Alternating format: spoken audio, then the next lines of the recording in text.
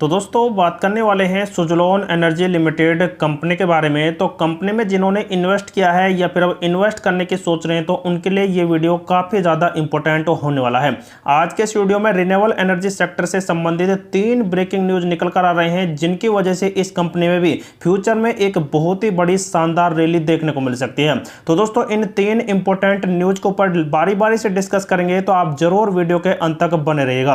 तो सबसे पहले तो दोस्तों आप ये देख सकते हैं एनएससी के प्लेटफॉर्म पर इस कंपनी ने पिछले कारोबारी दिन में 237 लाख के आसपास का वॉल्यूम बनाया था, जो काफी ज्यादा डाउन हो चुका है।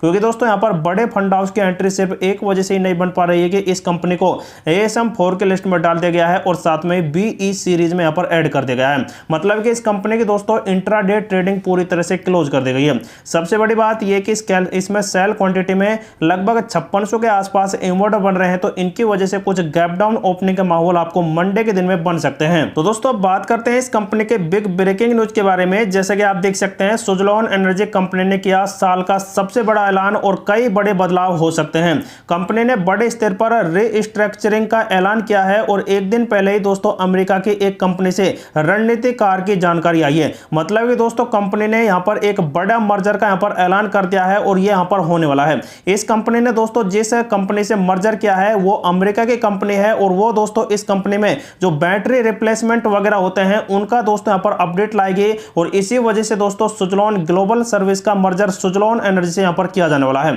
जो कि दोस्तों एक बहुत ही बड़ा अपडेट है। और दोस्तों इस कंपनी पर कई ऐसे बड़े विश्लेषक हैं जिन्होंने अपनी यहां पर राय निकाल कर दी है। जैसे कि प्रभुदास लीलाधर के विश्लेषक वैशाली पारेख का यहां पर कहना है कि सुज़लोन स्टॉक काफी समय से 50 EMA और 100 अवधि EMA मूविंग एवरेज के यहां पर औसत है, जो लगभग 42 रुपए के आसपास बन रहा है और इसके अनुसार दोस्तों ये चल रहा है। और ऐसे में यहां पर पॉजिटिव अपडेट आ रहे हैं और ये कंपनी बहुत ही जल्द एक नया टारगेट आपको निकाल कर दे सकती है। साथ में इन्होंने 38.40 का SL बताया है और 44.50 रुपए के जो यहां पर रेजिस्टेंस है उनको यह ब्रेकआउट कर जाती है तो यह कंपनी 48 रुपए और 51 रुपए के स्तर के लक्ष्य के आगे जाने की यहां पर उम्मीद रखती है। मतलब कि दोस्तों यह कंपनी अब आपको अगर कारोबार अच्छा चला और भयंकर तरह से खरीदारी होती है और पॉजिटिव अपडेट आते हैं तो यह कंपनी 50 रुपए से भी आगे जाने की एक बड़ी अपॉर्चुनिटी रखती है।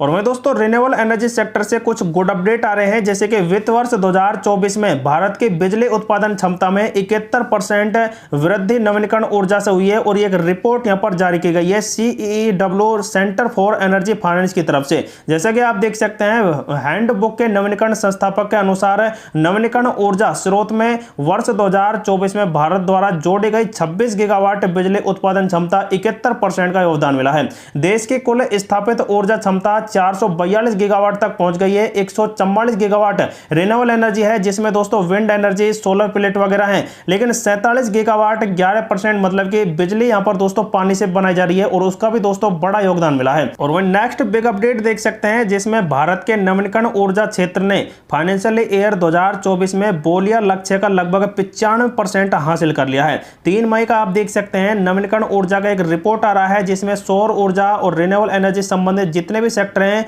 उनसे यहां पर 50 गीगावाट के आसपास यहां पर लक्ष्य था, लेकिन अब आप देख सकते हैं ये लक्ष्य यहां पर चूक गया है।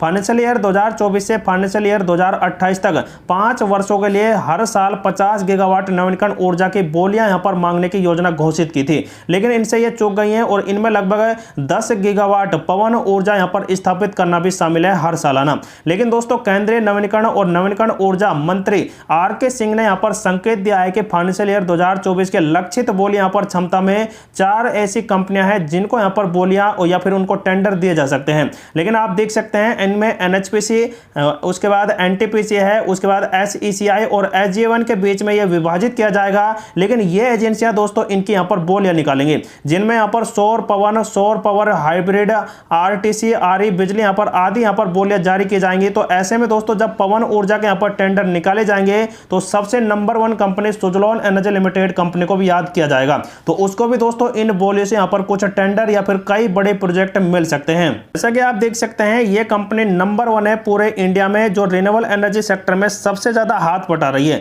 इसने लगभग 12,860 मेगावाट के विंड टर्बाइन यहां पर इंस्टॉल किए हैं, लेकिन 20,450 मेगावाट इंस्टॉल्ड कैपेसिटी इसके पास है। लगभग 1900 से भी ज्यादा इसके पास कस्टमर हैं, जो आप देख सकते हैं 17 ऐसे देश हैं जिनमें फैले हुए हैं और इनसे दोस्तों इस कंपनी का बहुत ही बड़ा कारोबार चल रहा है। तो देखा जाए तो दोस्तों कंपनी फ्यूचर में बहुत ही अच्छे टारगेट आपको निकाल कर दे सकती है, लेकिन कंपनी के पीवोट आप देख सकते हैं, जो पहला रेजिस्टेंस है वो 42.1 का है, सेकंड रेजिस्टेंस 42.8 का और थर्ड वाला है 43.3 का। तो इतनी उछाल दोस्तों कंपनी में आपको मंडे के दिन में मिल सकती है, लेकिन गिरावट होती भी है। तो फर्स्ट सपोर्ट यहां पर 40.8 का है, सेकंड सपोर्ट 40.3 का और थर्ड वाला 39.6 का है।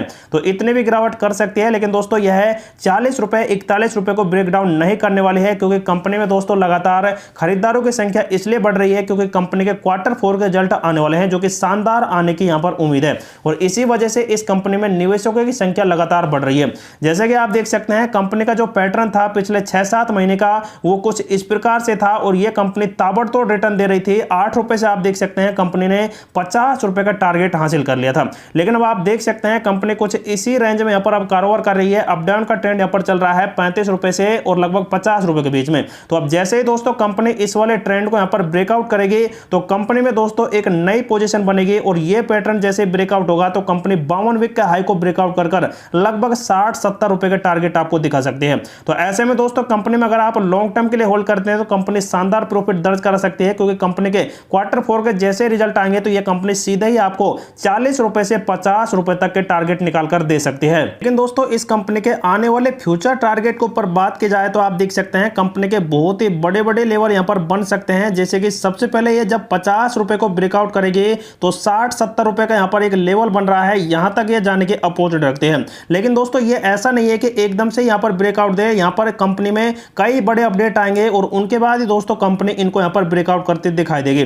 तो देखा जाए तो दोस्तों कंपनी बहुत ही जल्द आपको आने वाले 1 से 1.5 साल में 100 रुपए तक के टारगेट आपको दिखा सकते हैं। तो ऐसे में दोस्तों कंपनी में अगर आप 2 से 3 साल के लिए होल्ड करते हैं तो कंपनी बिल्कुल यहां पर आपको इतना बड़ा टारगेट निकाल कर दे सकती है। लेकिन जो भी इस कंपनी में लॉन्ग टर्म के लिए होल्ड करते हैं तो उनके लिए ये वीडियो इंफॉर्मेटिव पर्पस से प्रोवाइड कराया जा रहा है। तो दोस्तों आप खुद का रिसर्च करें, खुद का एनालिसिस करें, उसके बाद इस कंपनी में सेल बाय एंड होल्ड कर सकते हैं। उम्मीद करता हूं कि वीडियो से बहुत कुछ सीखने को मिला होगा। अगर चैनल पर पहली बार विजिट कर रहे हैं तो चैनल को जरूर से जरूर सब्सक्राइब कर लीजिएगा। मिलते हैं अगली नेक्स्ट इंफॉर्मेटिव वीडियो के साथ। जय हिंद दोस्तों।